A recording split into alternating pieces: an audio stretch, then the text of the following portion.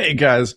All right, hey, welcome to the ComicBase live stream. And at some point, I'm gonna have an extra minute to fix out that final cue there, where it switches the graphics back at the end of the whole thing. But anyway, hi, I'm Pete Bickford. I am actually the guy who makes ComicBase, if you can believe it. And I've been doing this live stream. We're just talking about lockdowns a couple minutes ago with our producer behind the scenes, Greg Heck. Which, by the way, you cannot blame for any of the production nightmare problems. Those are entirely on mine. On the other hand, if you can hear the sounds we're doing right now, he gets much of the credit.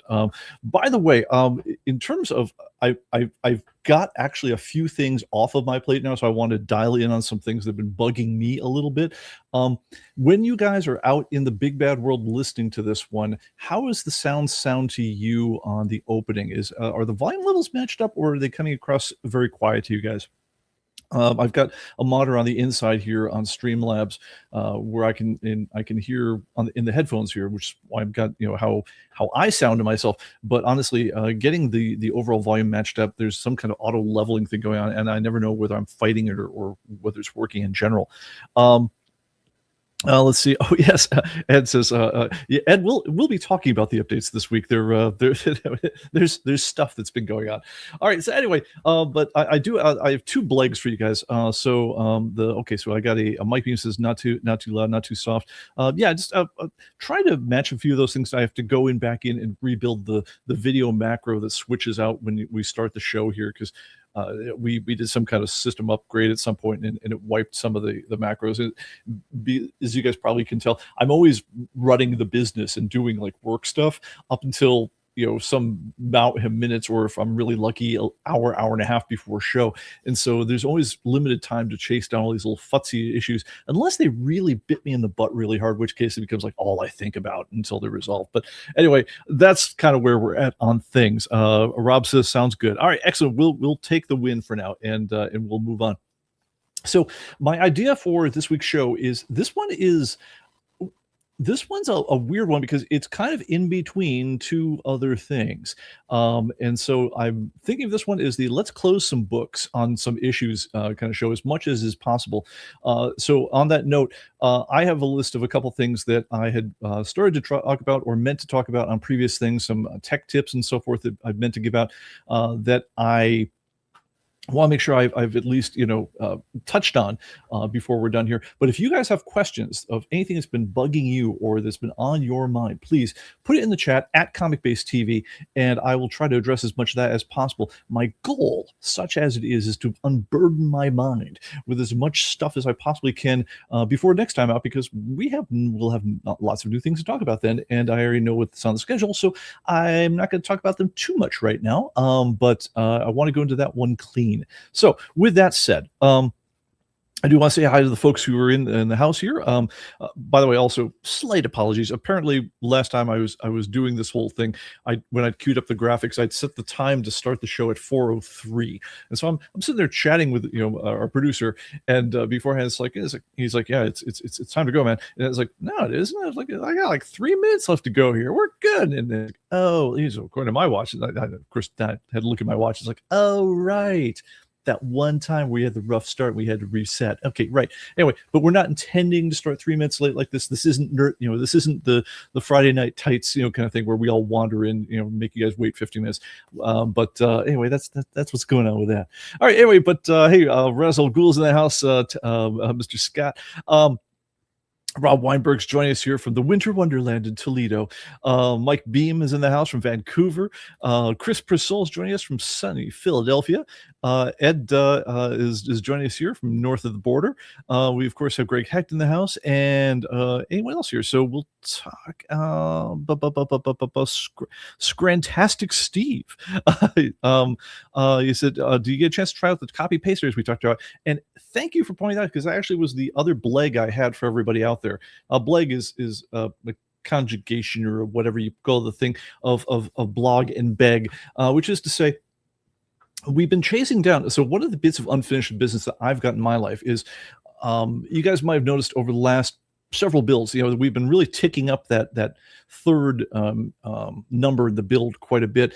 Basically, whenever there was something that we think had a decent chance of biting more than a handful of people, and we want to put it out there, we've been putting those out as forced incremental updates for a bit, mostly because of changes in the grid, which is that spreadsheet view that we've been using. It's one of those weird things where early on in the 26, the Metropolis cycle, we actually fixed a bug, which a guy called me up and he'd been working in an incredibly idiosyncratic way, and he managed to make it so that the grid wouldn't update properly after he made changes to it. It's like, I've never seen that before. It's a Microsoft component, and it's old as the hills. We've never seen anyone manage to get it to work that way, and yet he had just done it. And we found out it was because of some really strange timing issues between they're called events. Whenever a programming component, a graphic environment does something, usually you get an event, something like, the user's now just entered this field, he's just left this field, this control has just become focused, the sort has just been triggered, stuff like that. And your program will react to these events as the users madly clicking around and doing stuff. Anyway, it turns out that the spreadsheet grid had such a complicated set of events that were firing off at different intervals as you're moving between cells. If you combine that with a forced sort, so he was sorting the grid by something which was not the issue number, if you did it just right and you tabbed in and you didn't get into selection mode, you did stuff like that, you could actually force into this mode that was, was like, it wouldn't respect your changes. And so we went to an enormous amount of effort to make sure, well, let's make sure that never happens again. Unfortunately, it forced us to get involved intimately in all the interplay of all these events in such a way that we wound up tripping over all sorts of other much more common ways to get it out of sync. And so if over the last month or so you've had trouble, like I said checkbox and it didn't respect the checkbox when I went back and stuff like that, that was us trying to come to grips with this horrible cascade of event firing off that was going slightly wrong when the sorting was added to it. We think at this point we've largely got that worked out. We haven't had it lose data or anything like that for it's all working pretty good. There's one thing about the O that has been a little bit strange, and honestly I want your help to help knock this down, which is we've had reports of copy and paste when you're copying between cells of it sometimes not respecting your select, what you copy. It's like I go to a cell and I copy the contents of one cell and I try to paste it someplace else, that when you go to paste and it's like, yeah, there's nothing here, or it's got like the data from like one copy ago on it. We have a couple theories. We actually fixed what we think was the major reason that this might have happened, but if it happens or anything weird about this ever happens to you, the thing we got to do, because until we found a way to reliably make the problem happen and then reliably make it not happen anymore, until the 2-bit version of that one, as you call it, until we can make a reproducible version of the bug, but until we can do that, it's impossible to know whether you've really fixed the problem. So what we're hoping is, if you are having any problems whatsoever with copy and paste and you're running the current version 26.0.10, do make sure before you even start any of this, you download the most recent version of the program from My Account Registrations. But if you are having any trouble at all with anything with the grid, please, please, please, please, please see if you can figure out how to make it happen twice. And if you can make it happen twice, please, for the love of God, get in touch with us and let us know. Because it's one of those things where, like, I think we've got it, but I can't swear on a stack of Bibles that we've got it, because we were never able to make it happen reliably in the first place. So it did happen, at least the old copy thing that we think we fixed happened to us enough that we know it was a real thing. But as far as have we got it fully fixed, that's the one I really want to know. And I want to really know it because we have a big forced incremental upgrade release of ComicBase 26.1 out that honestly I really want to sync up with the idea of, like, yeah, the grid nonsense is behind us, that we've got that fully worked out and we're not going to go back there anymore, because let's face it, that gets really old. All right, so with that said, Cyberspace Steve is in the house. Do you get a chance to copy paste issue? So yes, I guess Cyberspace Steve must be Scrantastic Steve, in which case welcome. But yes, that's the issue on that one. Brian Price wants to talk about what's the best practice for using the same ComicBase database on multiple PCs. Let me make sure there's a way I can star the comment. Yes, and I'm going to add that on the whole thing so that I can make sure that we don't forget that comment. And I will get to that one. Let me see, and we have other questions here. Brian Price joining us from Green Bay, Wisconsin. Welcome. Let's see. When the circle started to expand, the sound very low, expanded, increased computer volume so the sound right, then ended. And then I was a bit loud when it started. Yeah, I'll have a look at that one. The little graphic startup-y music. And honestly, been running that one for like a couple, 3 years now. It's probably time to change that one up. But anyway, so yeah, initial volume a little low. Okay, thanks for feedback on that one, Steve. All right, let's see here. Yes, Brian says, yes, danger mode has been a bit of a shit, of a, I don't know a word to say in place of that, but problematic for the last month or so. Repeatability has been an issue. But yeah, I think, like I say, I think the actual editing portions we're in good shape now as far as, data and stuff. But yes, I do wonder very much about the copy paste. For the people who care, the copy paste thing, what goes on behind the scenes to actually make copy and paste happen is psychotically weird. And when you're in the midst of editing a grid in particular, there's all this stuff having to do with, hidden edit controls and things like that. Because like if you click on a cell in a grid, but you haven't double clicked, so in other words, you're not like typing into it. That's it's if you actually get into what's going on behind the scenes on it, it's actually you're like in a completely different world for whether or not you've double clicked to set the cursor or if you just have it single clicked, which depending on where you were beforehand, things may be focused or not focused or disposed or not disposed. It is insane. Ridiculous how complicated that grid is behind the scenes, but it works pretty well overall. I just want to make sure that's 100%. So if you guys do see anything weird, number one, do make sure you're running ComicBase 26.0.10. The latest major build. But if you find a way to make it get weird, and if you can make it get weird twice, then I absolutely want to know step by step. So, but report in any case, because we hate the weird. Okay, so that's about it. All right, other big news that is of relevance. So we are still running our New Year's sale. So for the next few days, and I do mean few days, we're probably going to pull the plug on this one by Monday at latest. We will be issuing a 3-minute warning on this one, but if you have not yet upgraded your database, or your program, or you need to buy yourself a barcode scanner or anything else like that, now is a fantastic time to do it. Do head on over to the sale page. You see it linked at the main page of ComicBase.com and check out the deals. Let's see here. And will the new version of the ComicBase phone app be rolling out this week? God willing, from your lips to the App Store's ears. Yes, I do believe so. And so if you've been having trouble running, I know, Ed, you had an issue with multiple databases with getting your reports to cycle properly on the iOS. Hopefully that's in the rear view by the time we speak this time next week. All right. All right. Other things are going on. Oh, barcode scanners. I want to let people know there's been an issue. Some people had trouble ordering the wireless one that are still in stock. So if you do have trouble with it, go ahead and click the link right in the sale ad, or the link on the website is now fixed as well.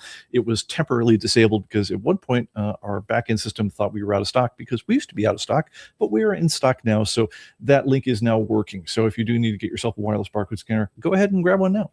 And we also still have stock on the wired scanners. So if you want one that sits in cradle and just wave the comic books under it, while it sits in a stand, you can get those as well.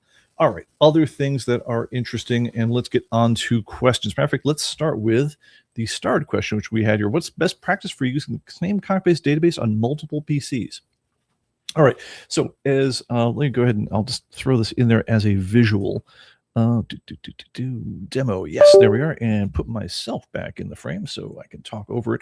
All right, so apropos of nothing really, other than I just wanted to have something on screen, which was ComicBase. So ComicBase, the guts of ComicBase, basically it lives in what's called an SQLite database. SQLite is the database engine that we write to, and everything that is ComicBase. So when you launch the program, the very first thing it does is it fires up and it launches the last copy of and you see it's saving it right now, the ComicBase database that you were using last time. Yes, I can say words. I can. The ComicBase database by default lives in the C ComicBase ComicBase databases folder.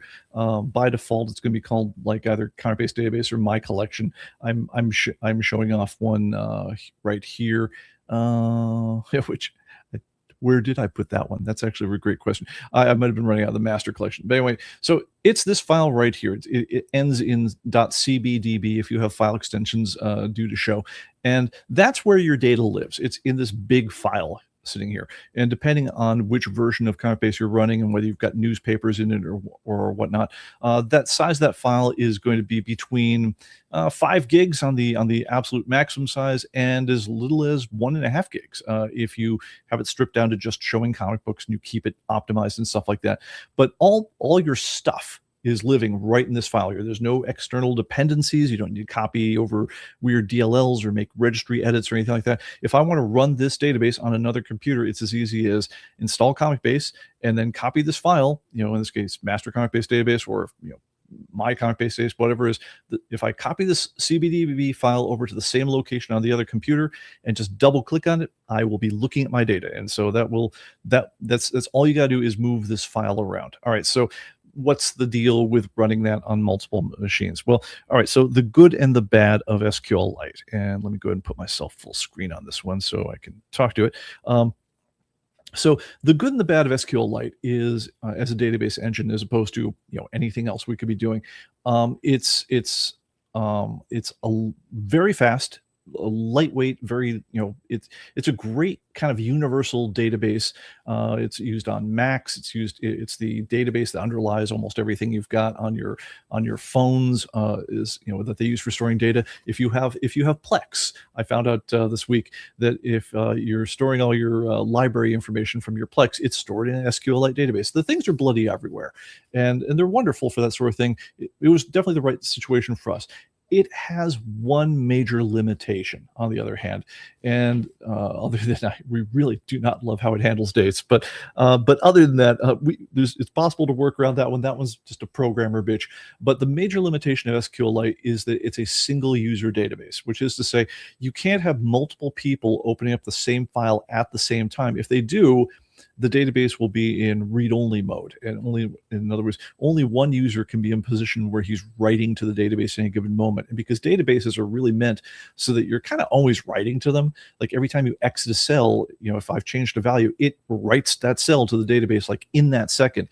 When it puts what's called lockdown to do the writing, it locks the whole database. It doesn't lock just that row. It doesn't lock just that table. It locks the whole database, which means if I have the database open on my machine, let's say I put that SQLite database on a file server, so it's on a NAS in my local, on my local work group. If computer A, my computer, opens that database open, and I can use it over the NAS and it will work. But if I go and I jump on another computer on the same network, and if I'm writing, and writing only happens for a second, but if I happen to be writing to it at the same time someone else wants to write to it, like let's say we are both downloading a content update, that's something that takes several minutes to complete. We're going to get into what's called a locked database. In other words, one of the guys is going to have the permission to write to the database, and the other guy isn't. And the guy who doesn't have that permission is going to get things saying, yeah, sorry, you failed. Nothing's going to happen because the database is locked by the other guy. And so it's not really, I would never recommend using ComicBase as it's currently configured in a multi-user environment that way. That was one of the things we actually kind of gave up something of when we moved from the ancient, and I do mean ancient, Microsoft Jet format back with ComicBase 2017, and none of us missed that one. For one thing, it was Jet had a 2 gigabyte file size limit. Jet is what underlies Microsoft Access, if you ever remember using an Access database. Much more old school database architecture, much slower, but also locked into a 2 gigabyte file size limit. And so as soon as you got to the point where you wanted to write that 2 gigabyte plus 1 byte to the file, it was like, screw you, it's not going to happen. And it would go into a full-on lock, and it would just say, yep, nope, everything is failing until you go through this process. They call it compacting, but what it really is you can go through a process where you make a brand new copy of the database, copying records that are only the active records out of the database, and make essentially a fresh copy of the database with only the current stuff, because databases, also another weird thing about them is they tend to grow by accretion. They just pile up changes. Like if I write something new to a database, it doesn't write a whole new copy of the 5 GB file to, if I change one quantity, you wouldn't want to write 5 GB to your disk. It would take forever. Now what it does is it actually just internally says, oh yeah, row number 43,265, yeah, here's the new values for that row. You see how the quantity changes is just one, so it just writes one row, but it writes it to the back of the file. So the file tends to pile up size over time, and periodically it'll go through a process where it kind of says, hey, I noticed that I've got a bunch of unused space anymore, because when it writes the new stuff to the end of the file, it marks the old stuff as unused. It realizes over a period of time that, oh yeah, I piled up a certain amount of unused area in the database. If you go through the optimize command in ComicBase, it runs what's called a vacuum. It's the equivalent of the old compact that we had in the old database format, where it goes and says, all right, let's make a fresh copy with just the current stuff. And so you'll notice that the file size gets quite a bit smaller to start with.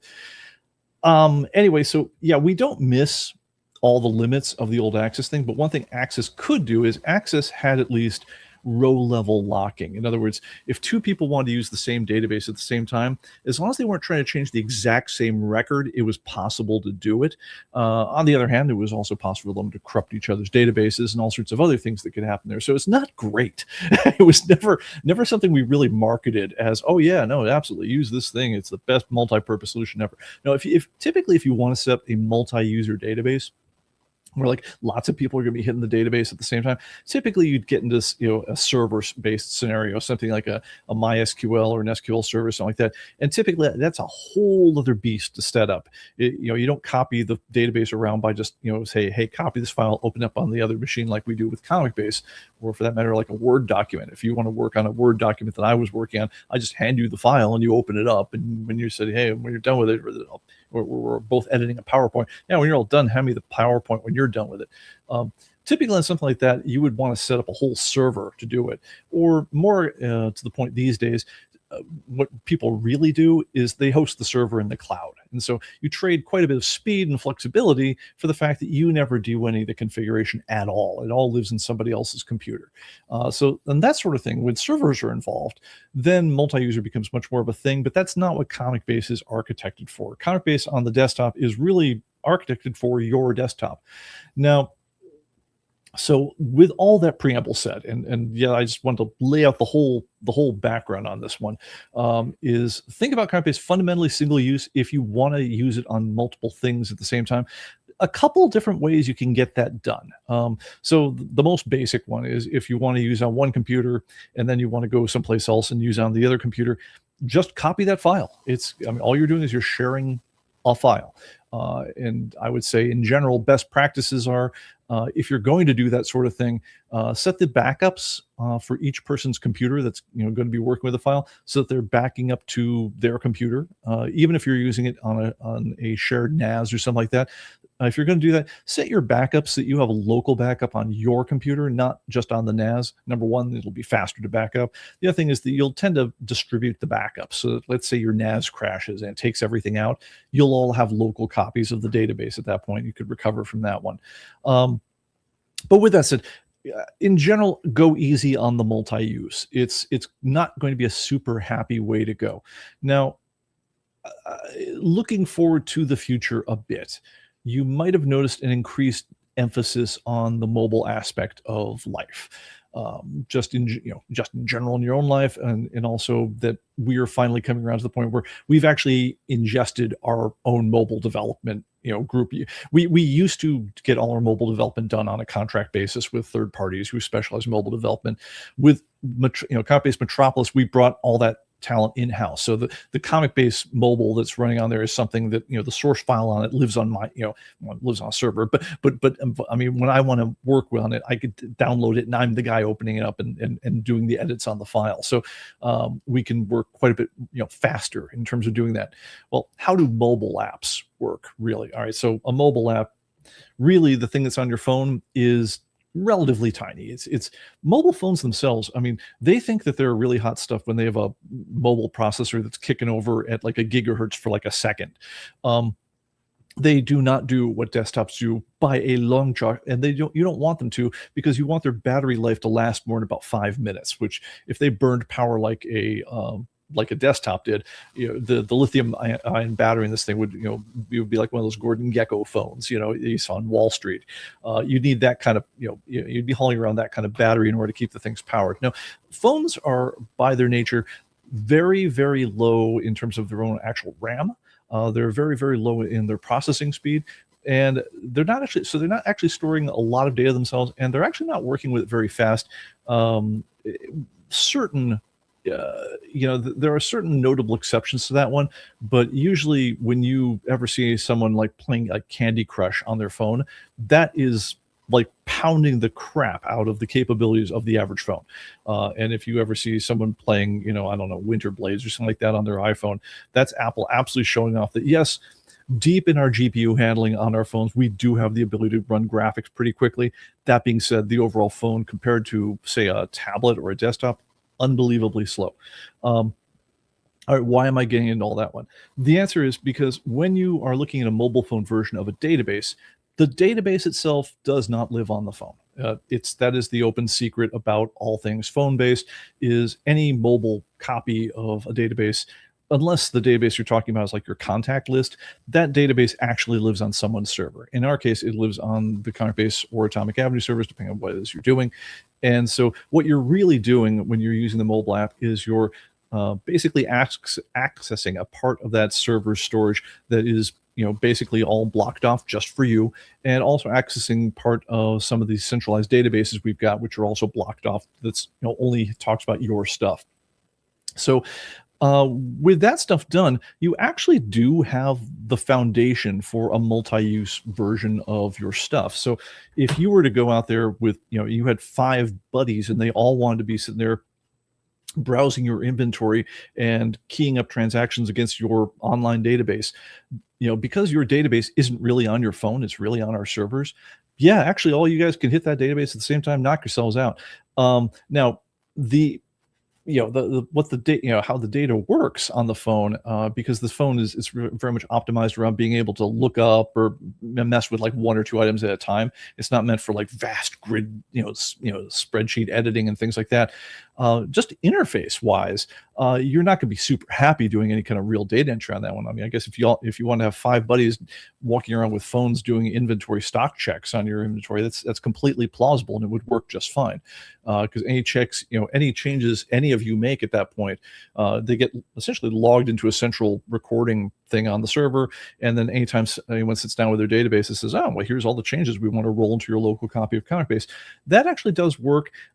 It's not a big deal right now. I'm just going to say it's an architectural shift that if someone wanted to spend much of the next year doing things like, I don't know, changing up the interface of how the data is presented on mobile devices, perhaps even, I don't know, thinking about things like tablets or computers that we're accessing over a web interface and not just a other interface, someone like that could, in theory, I've noticed, using no change in the architecture whatsoever, start doing very involved work with the database from any kind of web or mobile-based device, not just a computer working with a local file. So I'm just going to leave that one hanging out there. So things may be different in the future. Don't be surprised if they are, because let's face it, we moved the center of gravity a lot when we did Metropolis, as far as whether or not mobile was a first-class citizen in the ComicBase universe at all, and whether or not your data tends to be mirrored in the cloud or not. There's a lot of things you'll do when you use ComicBase now. For instance, you'll notice that save to cloud is built in as a core function when you save, that we have things that in preferences where when you exit the program that it can automatically save up to the cloud to sync up your mobile devices. You might have noticed that mobile is really moved from the absolute periphery of our world into a much more central thing. It's almost like we carry these things around with us all day long, and might be convenient to use them to look at my collections pretty often. So that has occurred to us. And so don't be surprised when you see some changes, both now, but also coming over the next year. So, and I think on that, I think we'll leave that one drop if that's okay with everyone, because I don't want to telegraph too much. All right, so Let me unstar that comment, get back to the chat, and see what else has happened while I've been gassing on. Ba, ba, ba, ba, ba. Oh, dear Lord. Okay, so volume. Da, da, da, da, da, da. Thomas asks, any way to make the history from the search persist when the app is open, close versus clearing out? I'm gonna say this might be the year that we do that. All right, let me give you a little background on that one. So the idea of having a history panel in ComicBase, and let me go ahead just so I can have audio visual on the screen. Let me switch over to the other machine here, and go ahead and launch ComicBase again, which actually beautifully illustrate the point. There we have Eve 2. I like that art. By the way, guys, we're very sorry we weren't able to come up with that much Christmas-specific art. We were, if you guys might notice, we were really, really hustling over Christmas time. So somehow, I don't know how, but we somehow had a little bit more time on our hands. Plus the incredibly generous contributions of Brian Stewart, amongst others, for around Halloween time. So you guys got a lot of bonus Halloween covers popped into the program. We wanted to do something around Christmas time. It just didn't happen. But don't be surprised if we don't slip some other surprises like that into the program over the year. I do like the idea of being able to play with variant covers as we go. Anyway, so if you guys will look over here, and you'll see that we have a history panel. It's I guess meant to look like a clock looking backward. But anyway, so so the very first thing it does is just shows that we went to Fantastic Four Editions Heritage. If I go and I go to a few other things, or let's bounce over to my favorite Captain America.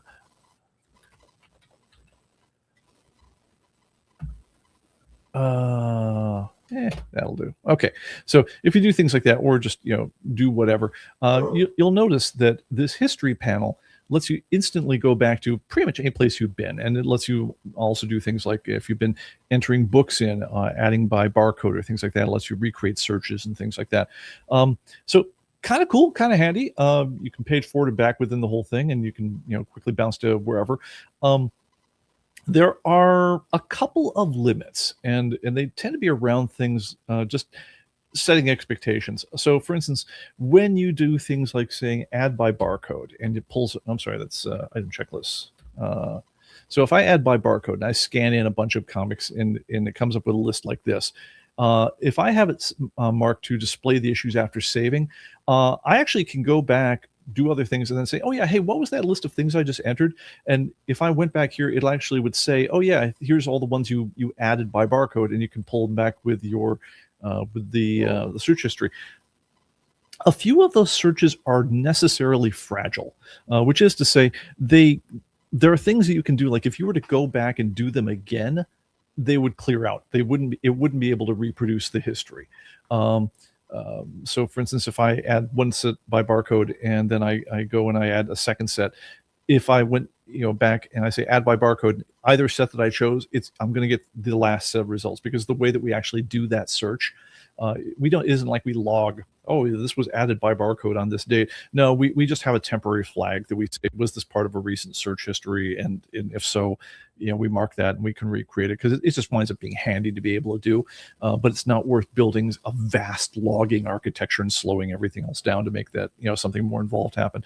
So we were a little worried about, when we created the history function in ComicBase, about having people be unhappy because, well, some of these things are going to break. There's like, I can always go back to a particular title or issue that I was looking at. I can always recreate an art search that I was looking at. But some of these things that involve like temporary flags, like I say, by their nature, they are temporary. We worried that if you wanted to go back to one of those based ones, that we wouldn't be able to pull the magic trick off a second time. And so we made the decision when we did the history function that it only lasts for, it's like the last 30, might be 50 entries, but it goes away when you exit the program. So if you launch a different database, you switch to something else, it doesn't mimic the search. Another thing is, like, let's say I add a title to one database and I searched for it, and then I switch to another database. If that search for that title is going to be in my history still, if I allowed it to persist between database switches. But because the title isn't in the database on that second database yet, because I haven't added it, the search will fail. And we didn't want to get into answering a lot of questions about, like, hey, why did that search fail, and stuff like that. We worried that we wouldn't be able to kind of get people's expectations in line with the underlying reality. And so we made the decision that, yeah, the search lasts while you're in the program, but as soon as you switch databases, you exit, it goes away. And so we thought, well, good enough. But I am increasingly sympathetic to the idea that, yeah, no, I might want to be able to go back and, kind of pick up what I was working on last night, after a long session doing things. And it might be handy to have that search history there. So I think we're going to need to manage, on one hand, it's kind of trivial for us to store off the search history when you exit. So we could do that. I guess we'd need to add a clear search history function or something, or maybe, make it so that the search history is paged by day or something. There would definitely be some interface issues we would have to finesse on that. Yeah, I'm becoming a bit more sympathetic to the idea of it might be worth it for us to finesse some of those things. But one thing that would definitely help for us is if you can come up with specific use cases that you would like to see. And I hope the use case you'd like to see is not, well, yeah, there was that thing I added by barcode, 3 days ago. I want to be able to get back there, because that's one we will not be able to fulfill, not without some major architectural changes that probably aren't going to be worth it for everybody else. But if you have other things like, no, I was working on entering a lot of Spanish language comics, I want to get back to those because I got distracted, and I wanted to, that's completely doable, completely reasonable, and something that actually wouldn't be that hard for us to implement. So yeah, fair enough. But yeah, write me back and let me know what the particular things you're thinking of doing, and we'll see if we can make that happen. This is my email address, pbickford@human-computing.com, and we'll have a look at it. Let me see here. Agent DeCamp says, anything that can be done. Oh, this one's maddening, and I sympathize for this one entirely. Anything that can be done about variants being deleted that leave holes in the continuity of the issues, like variant D being deleted, so the order now goes A, B, C, E. Yeah, I hate that. No, I can't do anything about it. So what's the situation on that one? So, all right, you may have noticed that we are picking up a lot of variants these days. Let's flick over to my least favorite program in the title of the program right now, more or less just because we've had so much back and forth about this one. So let's go down to Venom. Venom. All right, and of course you can see that we've got all the newsstand things like that. All right, so let's go down to recent issues, and let me go ahead and download some covers on these. This is the demo machine. It doesn't get as much action as everything else, so it's missed out on some of the cover downloads. So let's go ahead and pull down a few things. Okay. All right. Okay, so here's recent issues of this one. Let's see if I can find a particular example. I know there was one right in the middle of all this. J-I-J-K. Yeah, I'm just going to ad lib right now because I haven't got the ability to recall it right offhand. But what will happen with Venom is there's so many variants to every single issue that when we go ahead and pull down covers as I'm jabbering here. So what'll happen is Marvel will solicit this one, and they'll say, okay, yeah, we have variants number, issue number 253, and we got variants, A, B, C, D, F, G, and so forth. And so we will add A, B, C, D, F, G. And then they will go and they will sub-license it to, oh, by the way, Whatnot got sub-licensed, and they added HIJKLMN and so forth. And then there will be a convention exclusive, and then there'll be a whatever else. And so this thing is now gets into it. And we've got all the way through variant number 37 on the whole thing.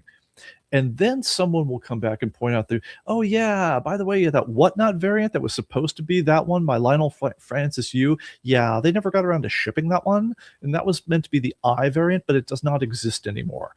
And so we'll be like, oh, crap, that sucks.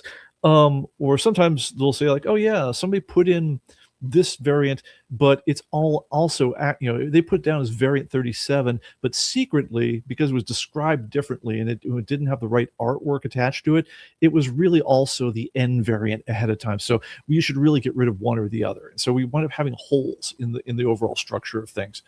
And the reason it ticks you off. And if you were starting from the database from the ground go, like, so if we were writing ComicBase 2, now we can call it ComicBase. We were writing Hulk base or something, it was going to be the thing that was way better and cooler than ComicBase.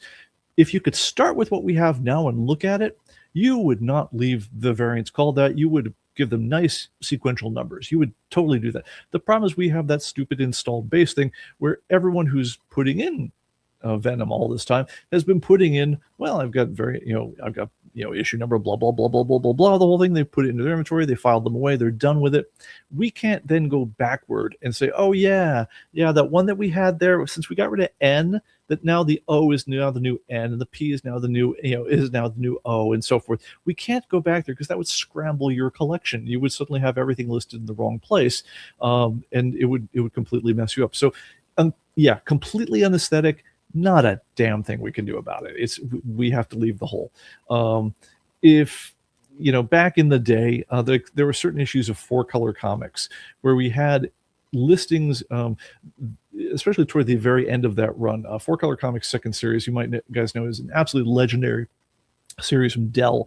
It ran from, I believe, the late 40s all the way up through the 70s, and they put up just thousands of issues of always licensed things like Porky Pig or How the West Was Won or 20,000 Leagues Under the Sea or whatever else. And so what would happen is when people were putting the numbers on the whole thing, toward the end of the run, there would be all sorts of issues that were solicited. The artwork had been out there, people had put them in as it was going to happen, and it would just turn out that we didn't get around to publishing that one.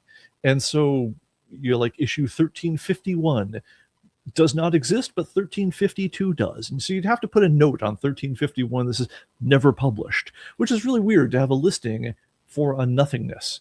But yes, there it had it. And back when the world was young and things were simple, having one or two things in your entire price guide that say never published, that made complete sense. In a world where everything comes up with 37 variants and that's going to be normal, yeah, if it turns out that the Q variant of Venom 153 didn't show up one day, you just leave the blank on Q. You don't have a fake Q entry that says never published, because that does not help anyone and it just makes everything worse. So that's my story on that one, and we're sticking with it. So, all right, that's about it on that. Let me see other questions here.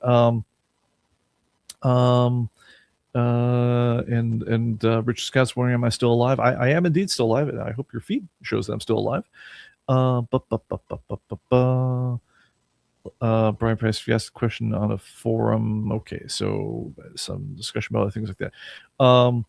Any chance of a refresh/update to the Atomic Avenue side of things? Yes, you expect to see a lot of new activity on that side of things. So you guys can't see it because I did not rig up the Dodger camera control, in my copious prep before the show right now, but I have a brand new whiteboard in the office right now, which was lovely. I was very excited about this. New year, new whiteboard. I feel like a new man. And basically it lists all the things that we have on the big schedule, coming up for the year. And it was really kind of groovy because I was getting down to the point where there were only like 2 things left to do for all of ComicBase, and there's only like 1 thing left to do for the ComicBase mobile. And so as a result, because nature abhors a vacuum, the Atomic Avenue is starting to pile up things to do. But the good news is, I don't know if you guys have noticed this, the pace of change is accelerating drastically. So yeah, I expect to see quite a bit of action on that one. And also because it's just a website, I expect that you'll see a lot of cool things pretty quickly. The funny thing is there's actually been a lot of stuff going on, but it's all on the admin side behind the scenes. You can't see it. But no, it's let's just say yes, you will definitely be seeing cool things. Steve Dazzler points out that yes, if you have add by barcode, if you have mixed types, you can use the history to display the other types, which is one of the cool things about the history, because we can remember that all these things were added, and we also can note that you had more than one type, and so we kind of store off a special flag in our search history that says this search spanned multiple types, and you can choose which of the types you'd like to see at any given time. That's kind of cool. All right, let's see here. Tyler T has to bail, says catching up the refund. Thomas B says thanks, Pete. All right, I think we got it as far as that goes. So, all right, let me move on to other things. Moving copies to new machine. I think we've beaten that one to death for now. I'm unless you get people have a dying need to hear the moving copies to a new machine discussion. I'm just gonna let that one go. And another one I'm going to half park this issue. I do want to have it off the list, but I'm going to address it in two parts. One is if you're running ComicBase on a Mac, there is currently a deal being run from Parallels Desktop, and there's a coupon we can get you in touch with. Just send a note, pbick@human-computing.com, and I will send you a coupon code that they offer me through. They have an affiliate program, which somehow I got listed in the affiliate program, but I never got logged into the console where they would let me track affiliate things, so I've never paid any attention to gathering affiliate points or whatever the hell you're supposed to do. It just seemed like, all you guys use Parallels. If a discount I can pass on to my guys, I would like to pass on a discount. Anyway, there's a 35% off coupon currently running on Parallels Desktop. If anyone's looking for one, send me a note, pbick@human-computing.com, and I will hook you up if I possibly can. But the other thing about Parallels Desktop is we do have a video on our website of how to use Parallels to be running ComicBase on a Mac, new Power Mac especially. And then I do want to do a new one, but I think it's going to require a video of how to use and properly configure your Dymo label printer to run on a Apple Silicon Mac. This wound up being kind of an interesting, funny question. And speaking of just wrapping up old things right around just that slow week after Christmas or after New Year's. A question had come up with one of our users who uses ComicBase on his Apple Silicon Mac, and he had a Dymo label printer, one of the new ones, and he was having trouble printing labels because the people who wrote the print drivers for the Dymo had not written a I guess a nativeable version of that one for the ARM hardware, which is what Apple Silicon essentially gets recognized as. So as a result, they were using essentially Parallels Desktop offers kind of a generic-y emulated print driver, which does actually work to implement the printing if you're printing from a Dymo printer in emulation from Apple Silicon.